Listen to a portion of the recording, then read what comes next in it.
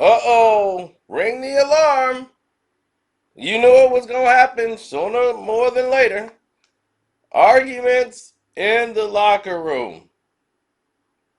After, what, 2 games in the bubble, the Lakers got beat down the worst of any team in the bubble. And because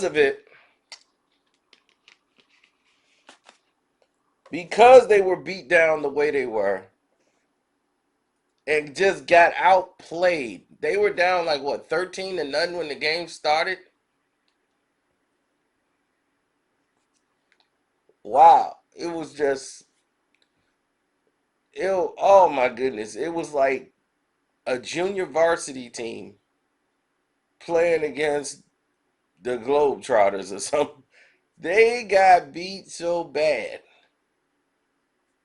Oh my goodness. It just made no sense. Oh man. I mean, how terrible they were. So, anyhow, you've seen my video already, so you already know what time it is. So, it got worse.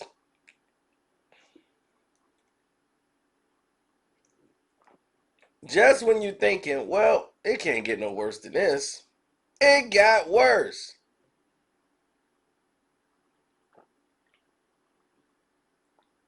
Where did it get worse at, you might say? What transpired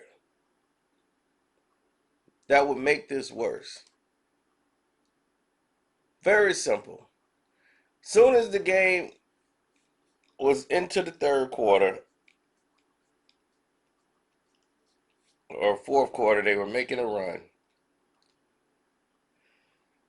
JR was having an epiphany while trying to,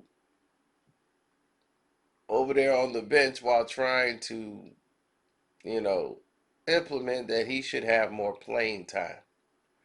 So Spliff believes that he's ready to be a starter and that it would help having Danny Green come off the bench. And he felt like, use me, let me start. That way I know how to play better with LeBron. LeBron don't want that. That's why it's not happening. But instead of that, he's trying to take it up with the coaches.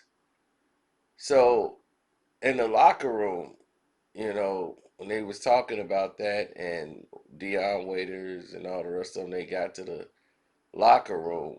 Danny Green kind of like gave him a sigh when he was talking, and Jr. started going off with the mouth, and then Quinn Cook had to bag Jr. up to the locker like, hey, hey, hey, like, no, that's not happening in the bubble. Like that's not even finna go down. Meanwhile, LeBron was already in the shower, was not speaking to any of the players. He went to the showers before anybody could even speak to him. So, this is what transpired last night. I don't know if you guys saw that, but it's clearly some dissension in the ranks.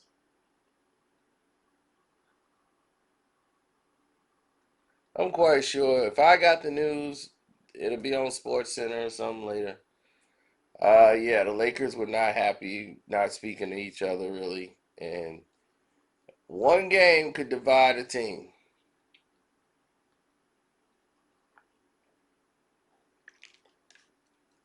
Meanwhile, now that the Laker fans are back to reality today, let's talk about it, Laker fans. How did you lose this game today? What transpired?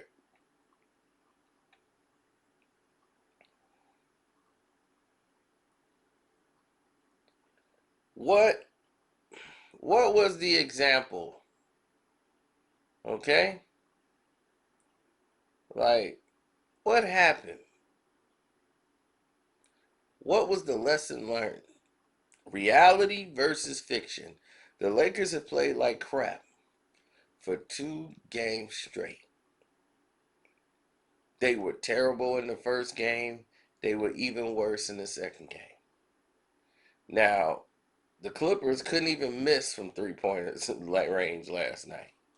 They played lights out basketball, which showed you the difference in skill level and talent level. But we digress. Let's get back to the point at hand. LeBron and the Lakers suck. A lot of people will still argue LeBron did not play a bad game last night because he had 20 points instead of the 16 points he previously scored. He was terrible last night also.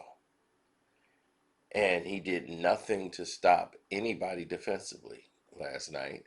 He did nothing to lead the team as a leader. He basically went along with the flow of the game. It was terrible calls being made to keep the Lakers in the game as bad as they played, to make it interesting for the people at home watching. This game would have been 20-point blowout in the first quarter on. It would have been even worse because the Lakers could not make a field goal.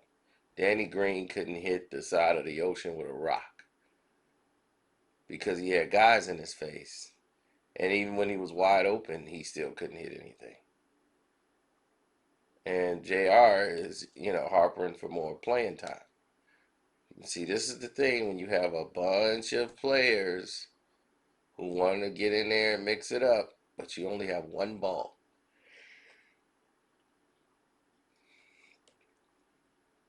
Now, I admire the fact that JR wants to get in there, but when he's in the game, I don't see any difference.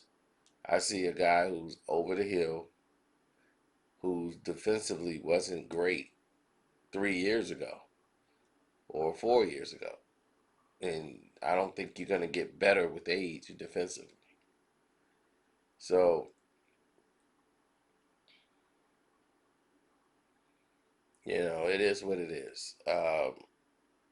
The narrative has always been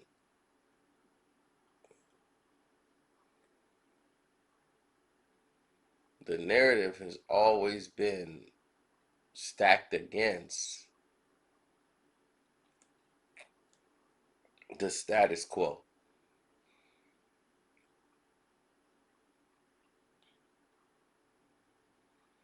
And the status quo is don't go against the grain. You look at what they were able to do with Toronto, and they pointed and they exploited basically all the flaws the Lakers possess. And their main flaw is teamwork. There's a lack of team with Lakers. You got guys that's, oh yeah, fake rooting for each other. But there's no real teamwork on the court. No real unity. Toronto, that's unity. That's ball movement. You see the ball touch guys' hands about 6, 7 times before a shot is taken. What that does is make your team have to rotate. It makes the players have to move around defensively and try to catch up with what's happening. And no one likes that. But that's basketball. That's moving the ball to the open man, getting the open shot, making guys use their feet defensively to rotate. Because when you're swinging the ball, other guys got to react to the ball and they got to move. And you're not really using any energy. They're using the energy to try to keep up because a lot of people are behind and try to close in on the open man. And that's the beauty and the art of basketball.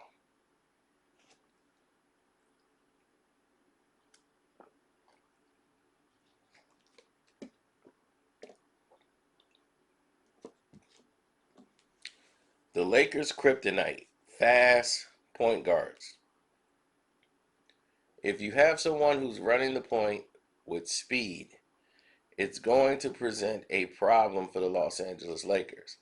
They cannot guard speed. They're the one of the oldest teams in the NBA, if not the oldest team in the NBA.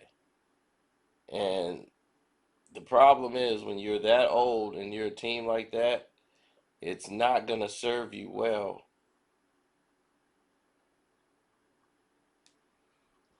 It's not going to serve you well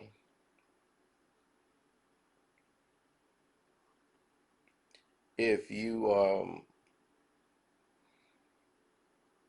can't stop the ball. If you can't stop the point guard that's dribbling down the lane, you're in trouble. You're doomed because these guys coming down the lane, they're coming so fast that they're taking three passes and they're at the rim. You know, one dribble, the ball's up. They're just zipping past you guys.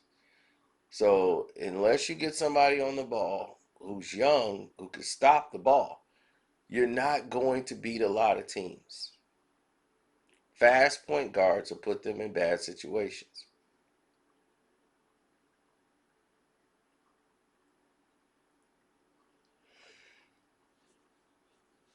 This is why teams like the Dallas Mavericks get them a little bit of fits. They have athleticism, and athleticism in youth normally gives them problems. The Memphis Grizzlies give them problems because the Grizzlies can get up and down the court. Now, the Miami Heat gives them problems with their youth, their athleticism, and their physical.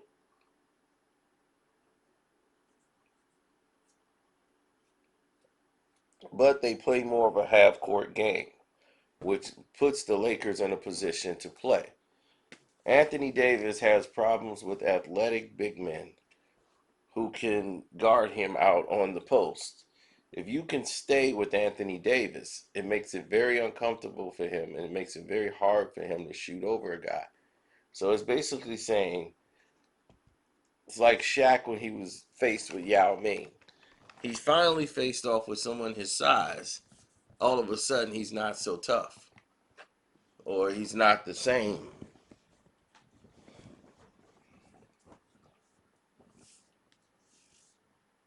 And that's how,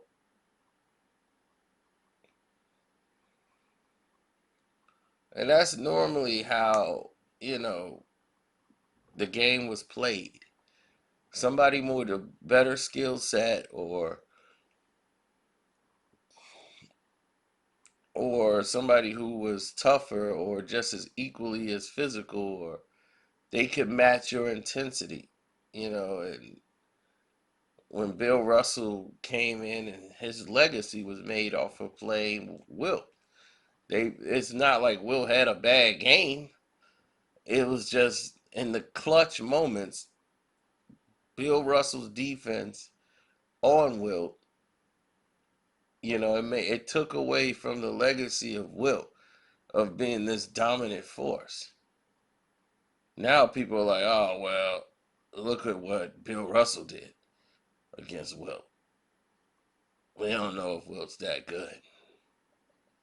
It diminishes him. So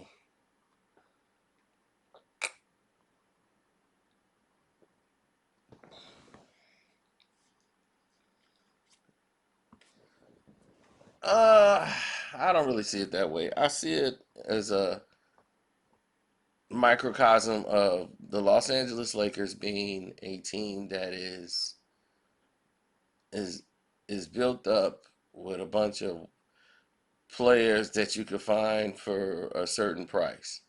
They come from losing mentalities, losing organizations. Like Anthony Davis never been involved with real winning or anything like that. And Anthony Davis has skills. He just doesn't have the mental fortitude to say, I'm finna go take over a game. Everybody bragged about how dominant he was against the Clippers. He had 32 points in three quarters. He scored two in the fourth quarter. Again, Anthony Davis disappeared in this game. He struggled right along with LeBron and everybody else. Again, I hear all about Anthony Davis. I hear all about Danny Green. No, no one is talking about how poorly LeBron played. His leadership was non-existent. He did nothing to rally the guys. He was terrible. And then they didn't get the bench support that they normally get from their starters. So we'll see when it's all said and done. We'll see where everybody ends up. I mean, I'm quite happy with how everything is, lining itself. So from that standpoint, we're gonna, you know, see how the rest of the games play out. So far, I've been impressed by Miami. Houston has played well. The Clippers are starting to gel, getting themselves back together. Like the way the Bucks have played. Like the way Boston played, even though they lost to the Bucks. I still like the way they played that game. That was very good. Portland, the Trailblazers. I think with Collins back and Nurkic, they could really make some noise. They might grab the eighth spot. So it's interesting now. To see what's gonna transpire. Well, I just don't think no one wants to see the Grizzlies in the playoffs, and that's sad. But I would like to see a young athletic team like that. But they basically broke up the team that was winning. Like they weren't supposed to win or something. I have no idea why the ownership decided to start shipping players out and that helped build a winning team. It's like you guys were winning. You guys could beat the Lakers. You've proven you can beat the Lakers. So if they're the one seed and you're the eight, you guys got a shot of beating them actually. So it just blew my mind why they would even go that route. But